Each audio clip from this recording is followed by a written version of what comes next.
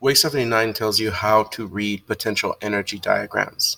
The key here is if a reaction is exothermic, it means that the products have released energy.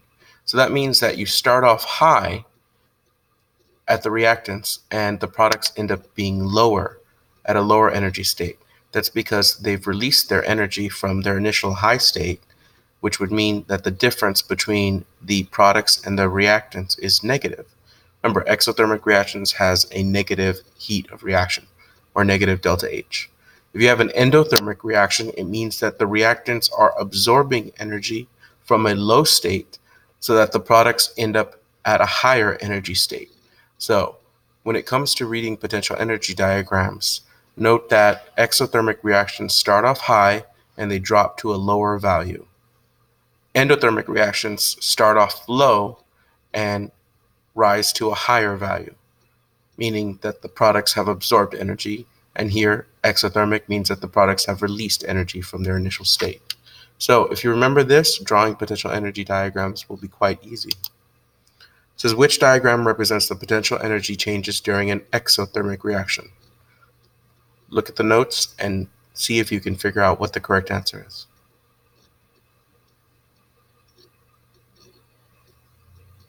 In order for you to be exothermic, it means that you are releasing energy. So whatever value you start off with, your products should have released that energy and have a lower value than what they started with. So the correct answer is 4, because the diagram shows an exothermic reaction. The products start off high and they go to low. Next question. Balanced equation below represents the reaction between 5-gram sample of zinc metal and a 0.5 molar solution of hydrochloric acid. The reaction takes place in an open test tube at 298 Kelvin and 1 atmosphere in a laboratory activity. It says zinc plus 2 hydrochloric acid yields hydrogen gas plus zinc chloride plus energy. Using the labeled axis below, draw a potential energy diagram for this reaction. Now you should be able to classify this as an exo or endothermic reaction based off the position that energy is in relative to the arrow.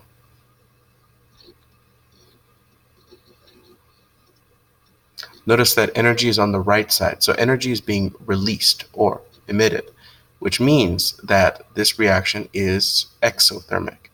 Since it's exothermic, it means when we draw our potential energy diagram, we should start off at our reactant value and then drop to a lower value because the products have less energy than what they started with. Next question. Given the potential energy diagram for a reversible chemical reaction, each interval on the axis labeled potential energy is in kilojoules per mole. It represents 10 kilojoules per mole. What is the activation energy of the forward reaction? Remember, energy of activation is the amount of energy we have to give the reaction from its starting value in order to activate it toward this peak. So how much energy do we have to give this from where it starts in order to activate it at this peak?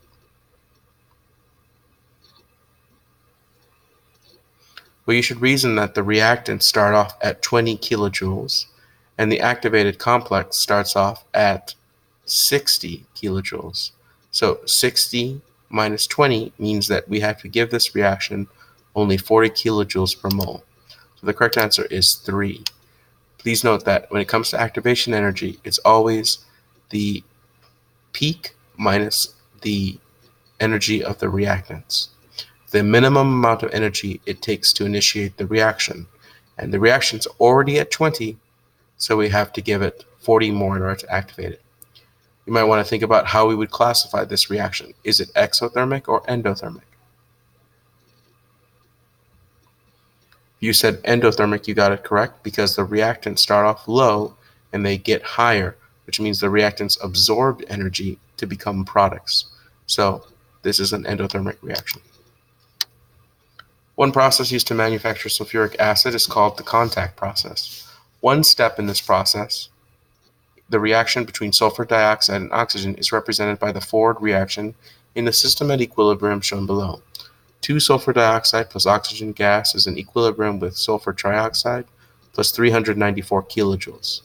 A mixture of platinum and vanadium oxide may be used as a catalyst for this reaction. The sulfur trioxide produced is then used to make sulfuric acid. On the labeled axis below, complete the potential energy diagram for the forward reaction represented by this equation.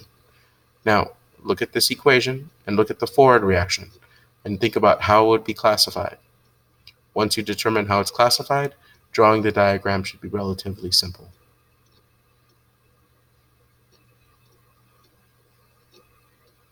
Okay, where is energy located in this reaction? It's on the right side, which means it's a product. Therefore, this reaction is releasing energy, and this is an exothermic reaction. And exothermic reactions means that the products have less energy than what they started off with. Thus, when you draw your graph, the reactants should be slightly higher than the products in this potential energy diagram. Okay, so when it comes to potential energy diagrams, know that all exothermic reactions means that you release energy. So your products should be lower in value than what your reactants started off with. If it's an endothermic reaction indicated by energy being on the left side of the reactants, then that means that the reactants are absorbing energy to become products. So the products should be higher than the reactants. So in short, exothermic means that it goes from high to low, and endothermic means it goes from low to high. Thank you for watching.